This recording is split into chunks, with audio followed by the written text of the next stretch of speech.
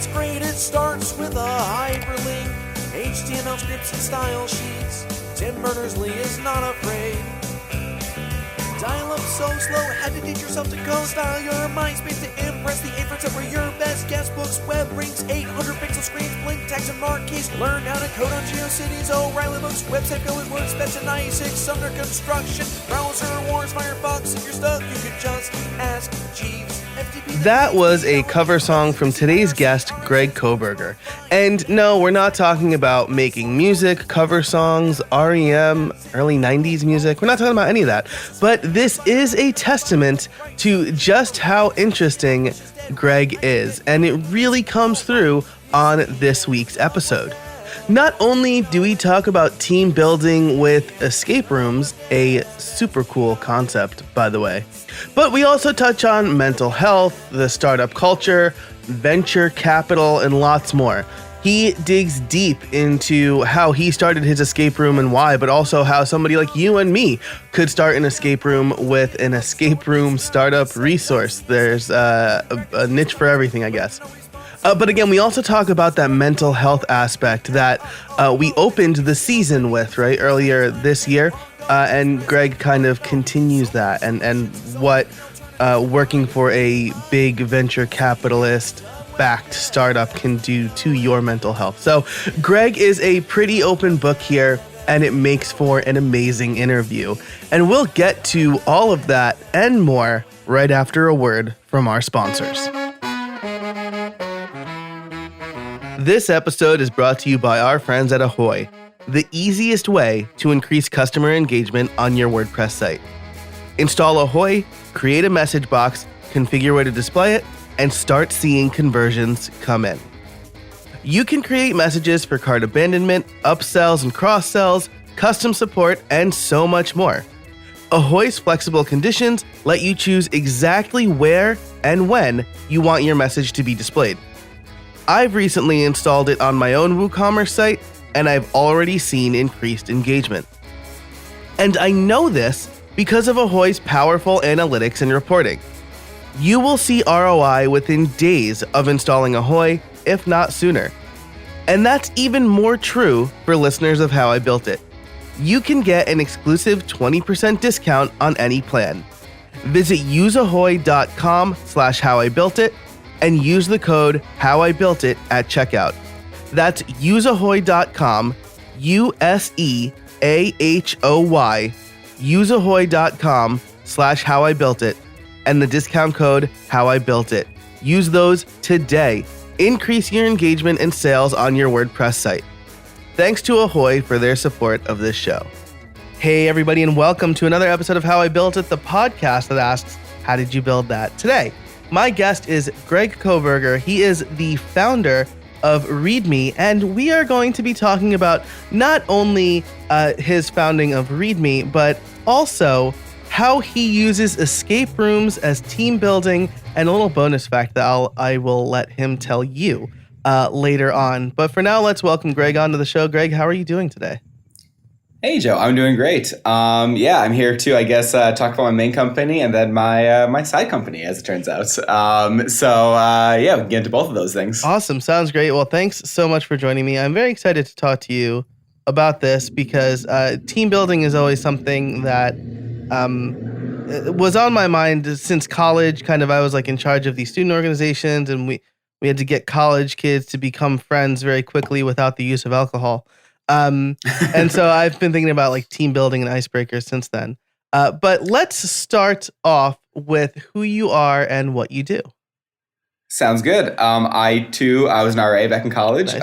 But more recently, my company is README. We do API documentation. So we work with thousands of companies to make it really easy to kind of build developer.whatever.com. I know you're a big WordPress person, so the best analogy I possibly have is WordPress for companies that need a technical documentation site for their API or something else. We usually tend to sit at like developer.whatever.com. We've got a great like content editing system, and then we could really easy to like play around with APIs, learn how to get use APIs, get support, things like that. So that's what README does. Nice. That's really cool. So I mean, I know this isn't our main topic of conversation, but very interesting to me. Do you, the documentation, is it like based on like doc blocks or anything like that? Or is it like developers going in and adding their own documentation through your interface? Yeah, so it's a little bit of both. So we kind of we try to split things up as good as, or as well as we can. So half the product is automatically syncing code from some sort of code base or something like that. Not to get too in the weeds, but there's something called Swagger or Open API spec, which is how people tend to document their APIs.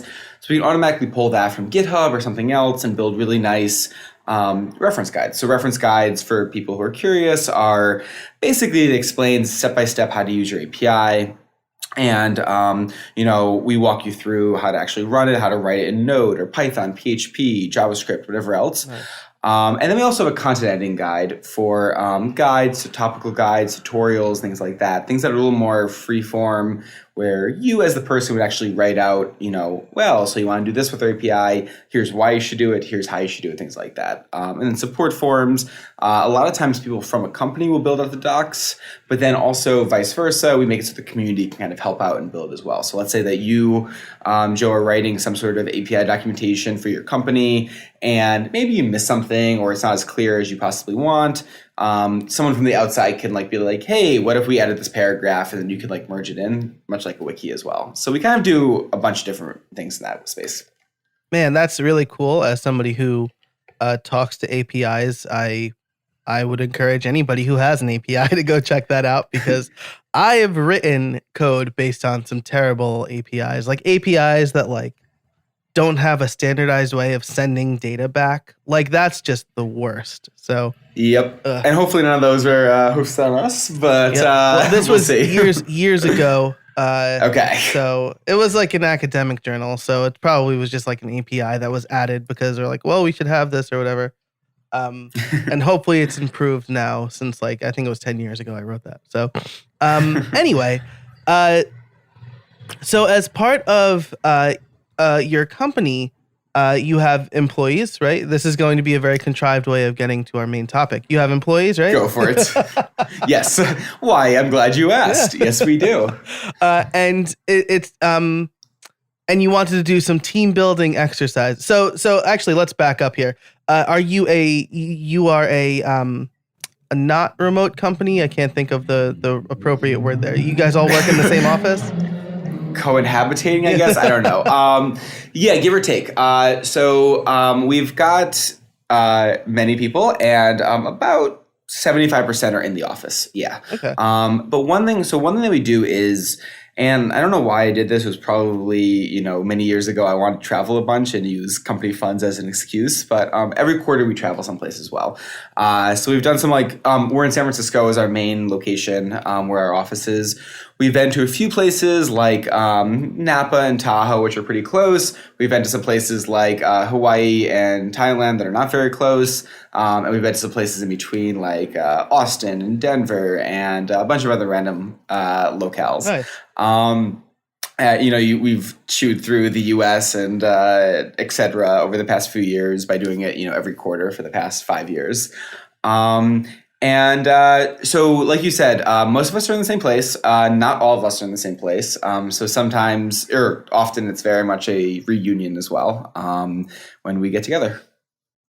Nice. That's really cool. And so about 75% of people are in the office. You travel. That's a very good bonding experience. But you also you used escape rooms as team building. Is that right?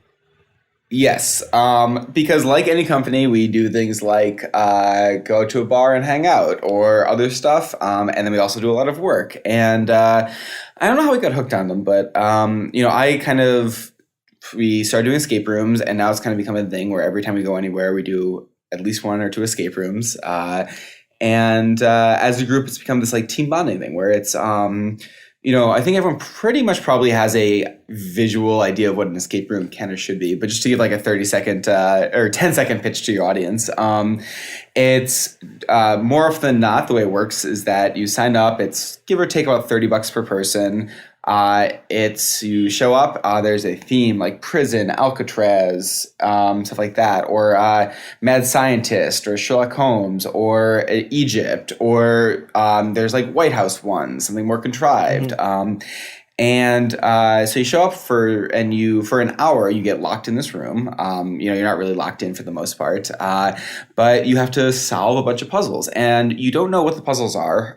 You walk into this room, and it looks like a very normal room, except that it's themed like Egypt or like Sherlock Holmes, like apartment, office, or like some sort of lair or something like that. But other than that, it's not like there's a Sudoku on the wall for the most part. It's more like you're not really sure exactly what the clues are. And for an hour, you have to do two things. One is you figure out what the clue is. And then two is that you take that clue and you solve it. And then you keep doing that for between, 5, 10, 20, 30 clues, whatever the room happens to have. And within an hour, you have to solve all these clues and figure out some sort of like end game. So sometimes it'll be like you have to like find the crystal and get out of this haunted house or whatever. And you have about an hour.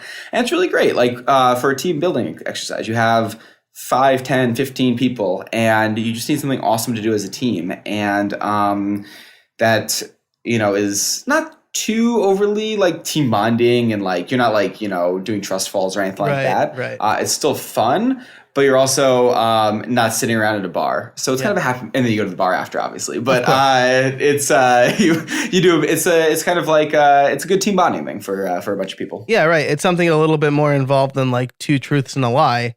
But it's also fun, and it allows you and your coworkers to work together towards some end goal. Yeah, exactly. So what? Usually at this point in the show, I like to ask like what kind of research you did, but how did you first come up with the idea to do an escape room as team building? Were you like, morale seems low for the team, or was it just like, I just hired a bunch of people and none of them know each other or whatever? Like what was your thought process? Yeah.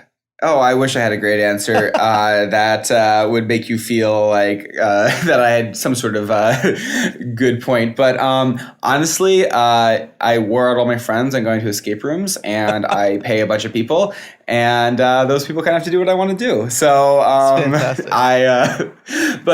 mean, that's actually completely true, but also a little facetious. It just felt like a really good thing to do during the day, as opposed to like, I don't know, what else would you do during the day, like bowling or something like that. Like and not that I have anything against bowling, but it genuinely did start as I was, my girlfriend at the time and I would like do escape rooms a lot, and then I dragged all my friends into it, and then all my people in my life that I wasn't paying were like, this is expensive, and like, let's just go to a bar. And I kind of pivoted to like, hey, the people that work with me are absolutely, awesome and smart and work well together.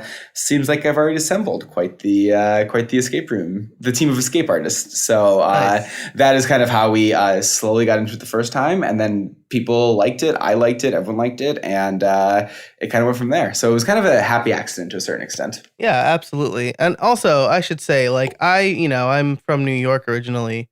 Where in New York? About an hour north of the city. People in the city would say upstate, but Orange County, Middletown area. I am from also what people would say is not. I'm in California now, but what people would say is not New York, but upstate New York as well. From outside of Albany, so I'm from nice. a little outside of Troy. Yeah. Outside of, it's called Schaghticoke. It's the middle of nowhere. No one has heard of it, but yeah. Yeah, my brother lives near Glens Falls now, so. I know Glens Falls really, really well. Nice. Very cool. So, yeah, absolutely. I say like north of Albany is like when you start to get to real upstate. But anyway, that's neither here nor there. But I know how expensive it could be going out to drink. Probably in San Francisco too. I'm guessing the cost of living in San Francisco is higher than New York. We could do a whole podcast on that. Yes.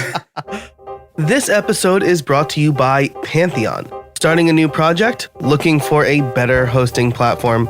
Pantheon is an integrated set of tools to build, launch, and run websites.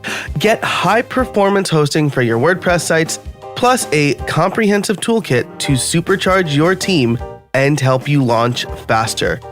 On Pantheon, you get expert support from real developers best-in-class security, and the most innovative technology to host and manage your websites. You can sign up a new site in minutes with a free account. You only pay when it goes live. That is my second favorite feature to Pantheon, only to the easy ability to create dev, staging, and live servers and push to GitHub. It's very easy to set those things up on Pantheon. So you can head over to pantheon.io today, again, to set up a free account. Pay only when it goes live. Thanks so much to Pantheon for their support of this episode and this season of How I Built It. So I've done a couple of escape rooms myself. Okay. You need to be able to work together, generally speaking, to figure things out. Escape rooms as team building, did you find that your employees started to become closer and work better together during the workday? I'm hitting you with these very deep, like view-like questions, and I hope they're fruitful. But I figure that's the topic we're talking about, so I'm sure you did find that. But I've never done this, but a lot of companies actually do escape rooms to interview people. So like, let's say that, you're interviewing this like head of blank or just a random IC, and IC as in like individual contributor. Like you're interviewing someone and you like them, and like at this point you've pretty much decided to give them the job, but you haven't really seen how they work together or anything like that. A lot of times I know, and I don't do this, but people will take these people to an escape room because it's the interesting thing about escape rooms is it's 1 hour, and at the end of the day, it literally doesn't matter if you get out or not. No one cares. There's no, maybe you'll get on a leaderboard if you're the fastest, but like no one cares the actual results. But they do a very good job of kind of perpetuating this like stress and like high intensity environment, and yeah, you can be like, oh, that person under pressure is not good. Mm-hmm. We don't want to work with them. Yeah. Like if someone's like a jerk under pressure, you're like, nope. But so we don't do that, bringing new employees to this, although maybe that's a good idea. It would be the most fun anyone would have at a job interview, I think. It would be a lot better than like a whiteboard interview, right? Like, probably like more. Because I mean, there's like pressure, there's problem solving. Like, you get to kind of see how people work, because even though you're not really locked in the room, there's still that competitive edge. Like, I got to get out in the hour. So yeah, exactly. And be impressive without being like over the top. And there's a lot of different like various ways to kind of like to again, haven't done it yet for a job interview, but I mean, I don't know if I'll have to talk to our lawyers. Like, can we take people applying and like just lock them up, throw some handcuffs on them, and see how they do in an hour? I don't know how that conversation is going to go, but I'll report back. And the sequel to this episode, we can I'll let you know how that goes. Sounds good. I'm no lawyer, but it sounds good to me. No, the podcast episode would be like, surviving a company that's been sued into oblivion. The part 2. Yes. Awesome. So that's really interesting. Companies will do escape rooms to interview people. As far as like post escape room, like it sounds like you and your employees will do escape rooms pretty frequently. Do you find that it's brought your employees closer together? Oh, definitely. And it's just, I mean, first of all, any shared experience does. Right. But like, so one example was we were in Denver when we did this escape room, and now, I don't want to brag, but I like to think that I'm a little bit better than most of them at escape rooms because I've done a few more. But so we're doing it, and it's this escape room where there's 2 different rooms. It's the exact same room, and they split the team into red team and blue team. Mm-hmm. So you're competing against each other, like actually in real time, competing against each other. And I was like, that seems great. And the escape room itself was good enough. It wasn't the best escape room I've ever done, but it's, the gimmick was interesting, and we really liked it. And so we're going, and like at one point about halfway through, like a window opens, you can actually see through and see the other team, and it's a double-sided mirror. Or I guess not double-sided mirror. I guess it's actually just a window. Gotcha. You can each see each other. Exactly. Yeah. Yeah. So you can see each other through this mirror, and I'm so confused because I'm like, this is crazy. Like they're like every time we solve something, they solve it instantly. Like I was so impressed. Like we were like going really quick. We'd solve something really hard, and like 30 seconds later, they'd get it. And fast forward to afterwards, I didn't realize that the entire time they figured this out and we didn't. That there is a little like hole where you could hear the other team. So we were all excited to be like, the code is 4721, and they'd be like, the code is 4721. And like, they were listening to us and everything was the same. And that was like part of the whole gimmick. And like, you could use it as a metaphor for anything. Like, I like to be a little heavy handed with my company where I'm like, well, no, that's a metaphor because if you just follow the competition, you'll never win. You'll always be right behind them, but you'll never win. And because, ultimately my team won because we were the ones who like, they're who just actually, following. yeah, right. So I try to turn it into like some sort of life lesson or something at some point, but that's probably a little contrived and all that. Yeah, that's really funny. But I mean, like it is. I like the contrived metaphor too. I'm a teacher, and I try to do it a lot. But I mean, it is true, and you hear that a lot, right? Like the first, if you're the first to market, or if you're not the first to market, you have to do it better somehow. Yes. So, I think there is a life lesson there. So you obviously love escape rooms. You do them with your employees a lot, but there's another way that you're related to escape rooms. Is that right? Why, yes. Okay. So, and actually this is a larger-ish topic that I will delve into, and let me run or not run as long as you want. So about 2 years ago, I was working at README, and I love README. I love the product more than anything. The people are the most amazing people I've ever worked with. But I was insanely burnt out. I was like, I have a lot of energy normally, but I was tired. I was depressed in a way that like, I say the word depressed. I don't want to throw around that word like lightly, but like I just had a hard time like showing up at work. I was just burnt out. I've been doing it for a few years. And again, it wasn't a loss of like belief in the team or the product. It was just a burnout. Yeah. And one of our investors and like advisors, I was kind of talking, and I think I was being very negative and like kind of sad. Not sad, but just very negative. Yeah. And they were like, okay, so like you probably won't acknowledge this, but you're very burnt out right now. And there is literally one way to get around burnout, and that is to leave for a bit. They were like, we have, this like, my previous company had this like protocol if someone was burnt out, and I'm going to make some stuff up here now, but like, they're like, you're a level 2, and level 2 burnout means that you need to take 14 days off and, all that.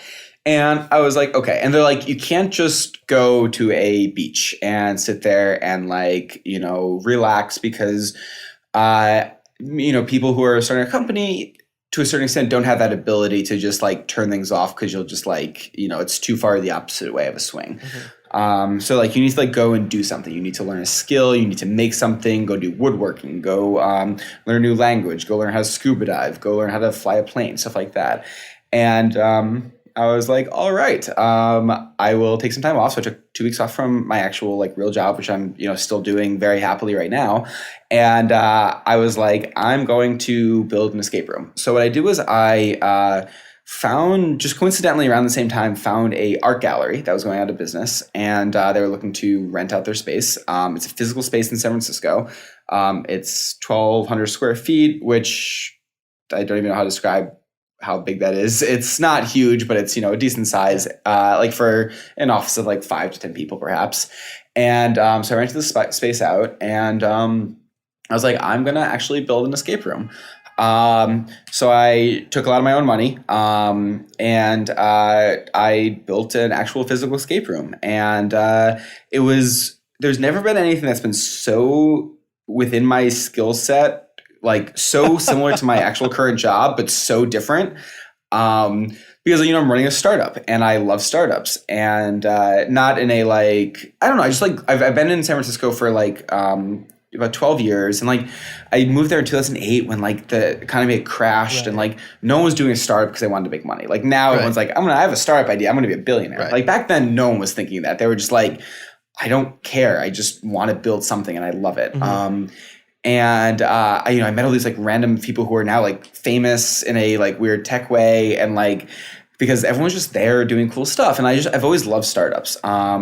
And escape rooms, like we talked about. And I kind of merged the two. And I was like, I didn't want to just build an escape room like for people who want to build an escape room, which I assume is most of your audience. There's a lot of like online resources where you can like buy rooms. And they do this thing where they're like, we're only going to sell this prison escape room, within 1,000 miles or 500 miles. So like you can buy it, and like it's not going to be like two people in the same area have the same one. But like a lot of escape rooms are bought, and like they're very off the shelf generic themes. Gotcha. I see. So what you're saying here is like I can essentially buy a cookie cutter escape room. Oh yeah, for about $500 for the plans and maybe $10,000 for all the actual like physical props as well. Wow. Like you're in Pennsylvania now, right? Yes, Pennsylvania, you could like rent a spot. They'll mail you everything, and like basically you could like get this set up within 48 hours or something. Wow. And there's a really good ROI. If you want to sit there and like run an escape room day to day, it's then you can go charge $35 per person. Like you can do the math on what the rent is in outside of cities. Not surprisingly, but escape rooms are very popular outside of cities because in cities rent is expensive. Outside of cities, you can go to like a strip mall or a mall that's kind of like failing a little bit and get a really good spot. Escape rooms are great because you're not trying to get that like foot traffic, so you can like find this like really crappy little space that no one like can see. So you'll find a lot of escape rooms are in weird places. But anyway, so back to mine. I wanted to kind of do something that was very like on brand for me. Mm-hmm. So my escape room is it's called Startup Escape, and it is startup themed. And the whole like premise is you have 1 hour to launch your startup. That's really cool. And by launch your startup, I mean there's 5 tracks: programming, design, IT, product, and marketing. And you have 1 hour to like solve clues in those 5 different tracks. You have to solve all 5 tracks. And the whole premise is that, once you do all those, you can launch your startup. That is super cool. So next time I'm out in San Francisco, I'm definitely going to look this up. You better do it. Yeah, awesome. Absolutely. This episode is brought to you by Gusto. Now, small business owners wear a lot of hats. I know I am one of them. And while some hats are great, like doing this podcast and getting to talk to people, others, like the filing taxes and running payroll hat, are not so great. And that's where Gusto comes in. Gusto makes payroll, taxes, and managing a team actually easy for small businesses. Gusto automatically pays and files your federal, state, and local taxes, so you don't have to worry about it.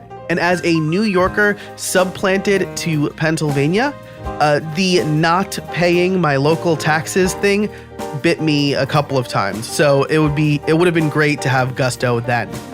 Plus, they make it easy to add on health benefits or even 401ks for your team. Oh, and you can get direct access to certified HR experts too. This sounds like a pretty good way to kick off 2020 for your business, right? But here's the thing. Deadlines for the new year creep up earlier than you think, and you're going to want to get started now. I don't know about you, but I know that I've started thinking about this stuff around this time, and all of a sudden February or March is here, and I'm like, I need to do something about my taxes. So don't wait. Let Gusto make it easier on you. As a bonus, listeners get 3 months free when they run their first payroll. This is one hat you're going to be glad you gave up. I certainly am. And you can try a bonus and see it for yourself over at gusto.com/build. So get 3 months free when you run your first payroll. Try a demo and see it for yourself over at gusto.com/build. Thanks so much to Gusto for their support of this show. So this is really cool because this is almost like your side hustle, right? Like, so you have a startup and then you have your side hustle. Oh, I have a real job. Definitely. Yeah. Yes. 100%. But it was all kind of built out of your love for both startups and for escape rooms. So you started this about 2 years ago, you said? Yeah, I started about 2 years ago. It took 2 weeks to really build out, and then maybe a month to kind of like get the business part of things in shape. And then I hired a general manager, and like I don't have anything to do with this company other than like, you know, I own it and Gotcha. at the end of the day I make money. But like Sure. the goal by the way is not to make money on this. It's just to because I just wanted to make this exist in the world. It makes enough money to run. And like so this is how little I have to do with it is that a few weeks ago my key didn't work and then I was nearby and I was like, oh, I'll just grab like new keys when like the guy who runs it is there. And I showed up and I walk in and I'm like, I don't know who this person is. And I'm like, hi. And he's like, oh, hey, welcome. Like, welcome to Startup Escape. And I was like, who are you? And he's like, oh, I'm so-and-so. Like, who are you? I was like, I own this place. So like, I really have nothing to do with it day to day anymore. But you know, the number of like, so the way this all kind of comes in full circle is that I did startup themed because I wanted it to be a team bonding experience for people. So most escape rooms are good for like 3 people, 4 people, 5 people, 6 people. That's kind of the average. I built mine intentionally to be good for teams of up to like 12, maybe up to 15 even. Wow. Because I wanted to be a team bonding thing. That was my only motive for this was I was like, oh, this would be really great for other companies to come through and do this. And I made my company do it. You know, they all knew that I left for 2 weeks and they didn't know where I went. And I never told them that I was building an escape room and they already had done them. So I was like, oh, I know this new escape room that just opened up. Let's go do that when I came back. And like, they were my first team that went through my own escape room and it kind of started to break about like 10 minutes in. And they're like, Craig, did you build this? And I was like, yeah. And I like sheepishly admitted that it was mine. Cause like like I said, I run a startup and like this escape room was first of all, if nothing else, like a mirror image of my actual office for my real company. And like no one going to both my company's office and this would be like, these don't look alike. Like They were like a mirror image. I kind of modeled that for my own startup, the way the office looked and all that stuff. Yeah. So they figured out pretty quickly that it was mine, to their credit. So. Nice, that's cool. So you like essentially beta tested this with your team. Yeah, and things broke on both ends the first time, but now things run very smoothly. But yeah, I got to beta test it with my team. That's fantastic. So let's go back a little bit to you left because you were kind of getting burnt out. Earlier in the season, I interviewed someone named Allie Nimmons, and that was a great podcast. Oh well, thank you very much. I will link to that in the show notes for those who haven't heard it. But we talked a bit about mental health, and it's really interesting to see not only that it was recognized by one of your investors, but he or she, I don't remember. Said that at his former company, they had kind of like a protocol, right? So, I think a lot of people think of like Silicon Valley, or like the investment, venture capitalist world as like this cold, heartless kind of, persona. Mm-hmm. But, I think it's really important that they were able to recognize that you needed a break and then you were able to take that break. Yeah, there's this, how do I put it? This concept. Okay, so in Silicon Valley, in San Francisco, there is a lot of people with a lot of money looking to invest, obviously. Mm-hmm. And there's been a bad thing that has come from that, which is this like culture of, you know, everyone's starting companies and everyone's got to compete. And like, there's some negative things about it. But the best thing in my mind about this concept that there's a lot of different VC funds is that a lot of VC funds have become very, you know, this is such a cliche word, but founder friendly. But the nice thing about that is that no one's competing on money anymore because there's so much money out here. Like, you know, I'm not saying it's easy to show up in Silicon Valley and just raise a ton of money. It's actually shockingly hard. Right. But if you're making money, it's easy. Like you can find someone to give you money. What's really hard though is to find investors who are good and who care about you and all that. And I've been so stupidly lucky with README that like, you know, the people that have invested in me are in my company, just really care about the company, obviously, the product, eventually making money back, obviously.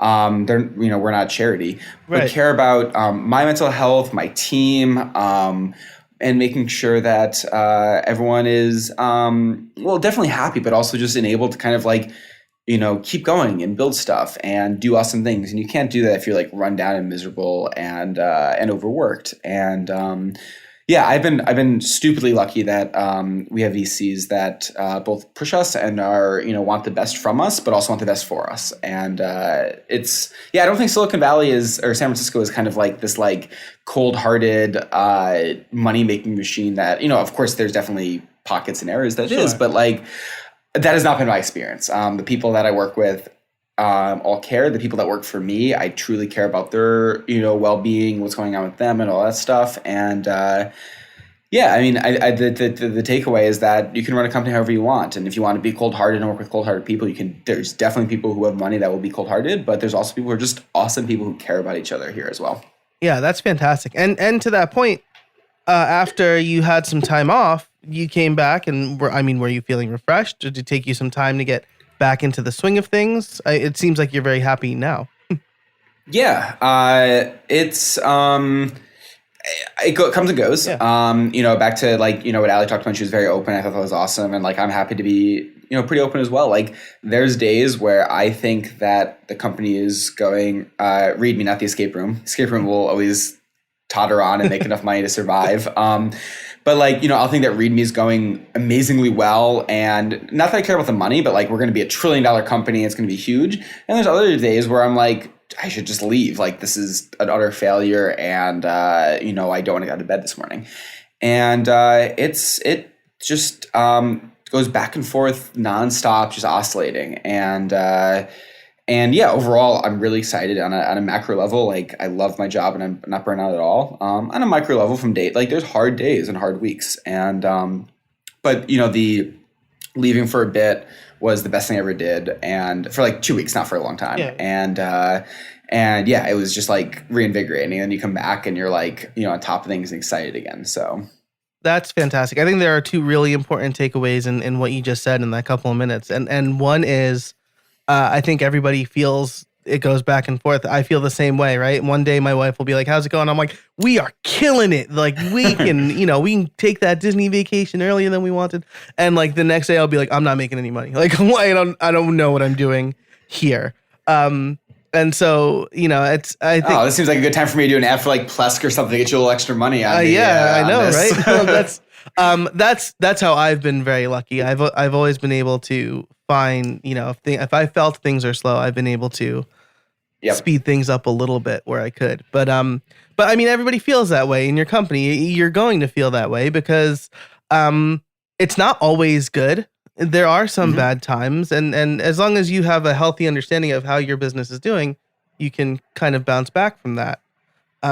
Yeah. I didn't prepare this story whatsoever, so I'm going to mess everything up, and hopefully your listeners who have heard this story don't think I'm a complete idiot for this. But it's some sort of proverb or something, and again, I've not prepared this, and I probably I should. It just came to mind. But there's this, let's call him a king or something, and people were wondering he when things were really great, he wouldn't get too excited. When things were really bad, his son died or something, he wouldn't get too upset. Actually, he probably got upset about that one. But he was very stable. And you've probably heard the phrase, this too shall pass. And the whole mythos behind this was he, asked one of his aides, or I don't know what kings have, aides, I suppose, his chief of staff, to go out and find a solution to the ups and downs of life. And this person came back with a ring that was engraved that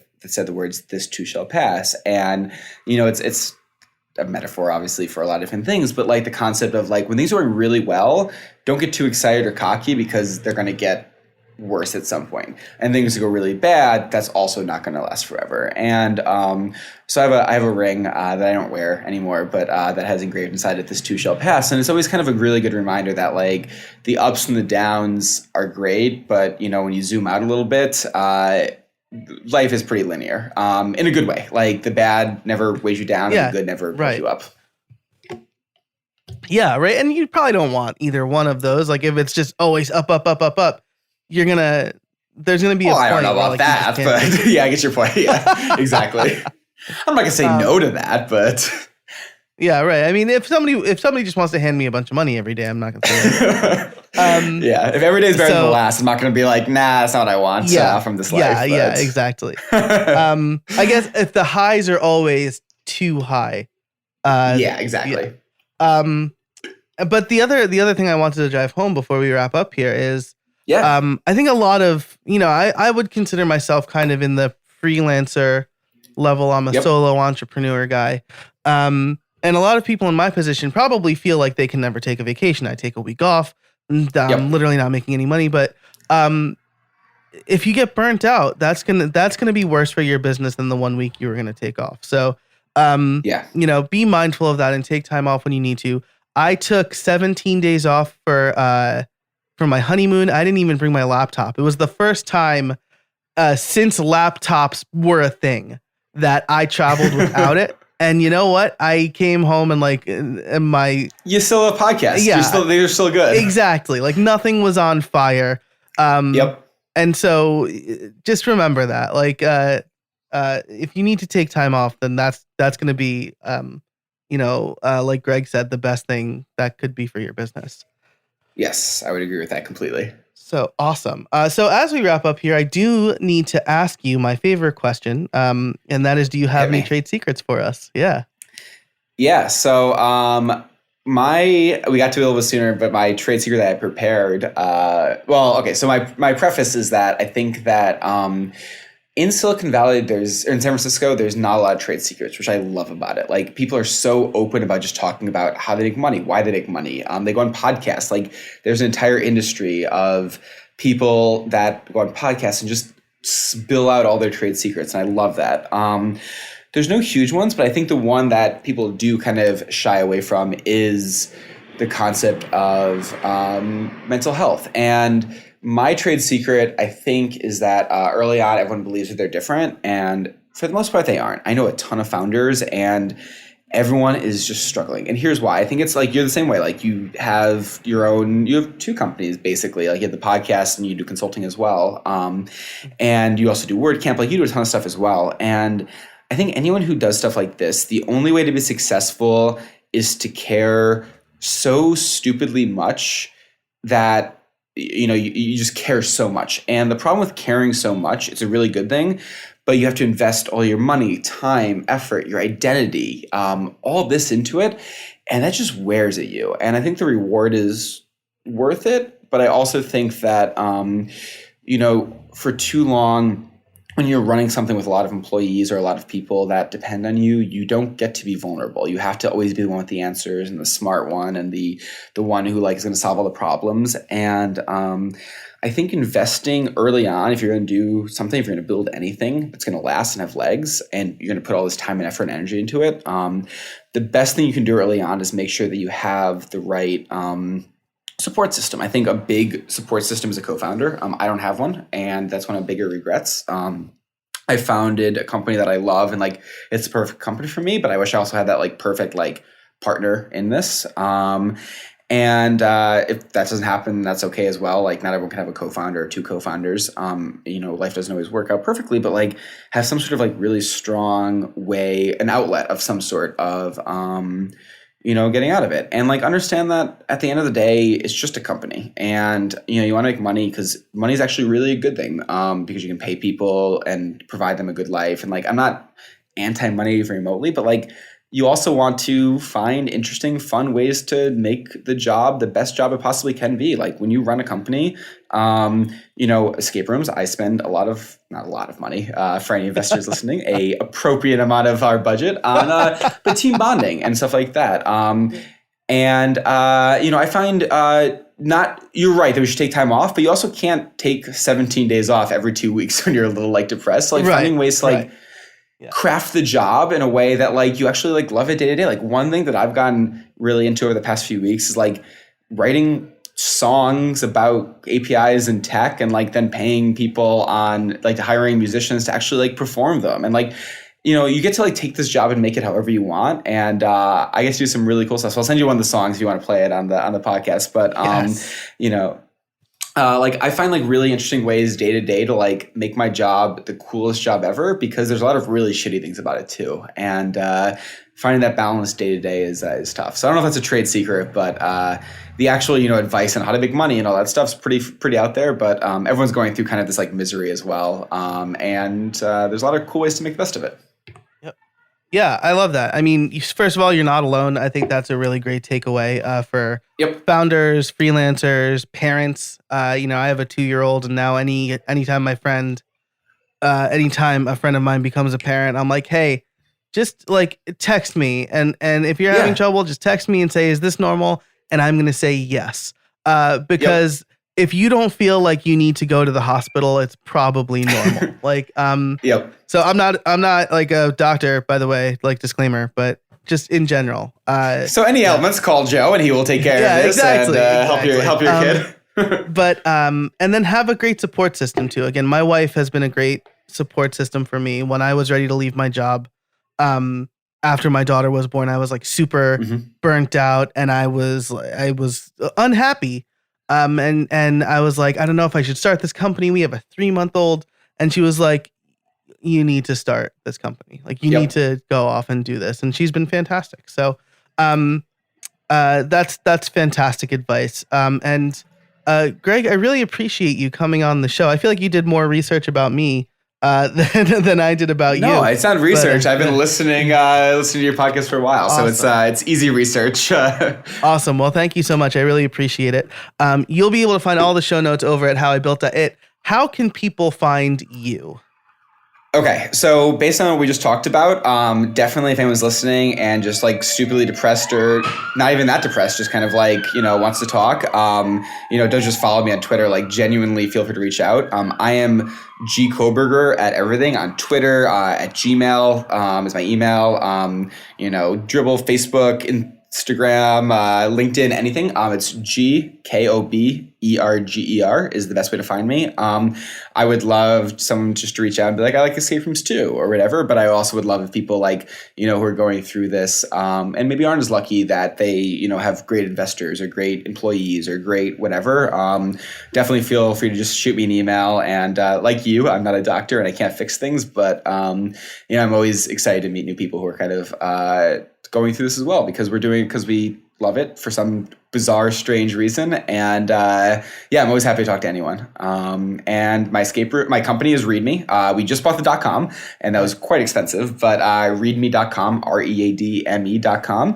And my escape room is startupescape.com. And hopefully one of those two things will interest all of your readers. Or listeners or readers. Yeah, absolutely. Transcripts are available too, so they could be readers. I will, of course, link everything at the show notes over at howibuilt.it. Greg, thanks so much for joining me. I really appreciate you taking the time. Joe, this was a lot of fun. Thank you for having me. Thanks so much to Greg for joining us today. I love everything he talked about. He's a very interesting guy. And I mean, the API documentation stuff was his main business, but again, we really talked about the team building and escape room stuff. I thought that was really cool. I love how he opened up about his mental health and how he parlayed that into his trade secret about venture capital and being vulnerable and a whole bunch of other stuff that entrepreneurs are really affected by. So thank you, Greg, so much for your time and for your fantastic advice. I also want to thank our sponsors for this episode, Pantheon, Ahoy, and Gusto. Without them, this show would not be possible, so definitely check them out.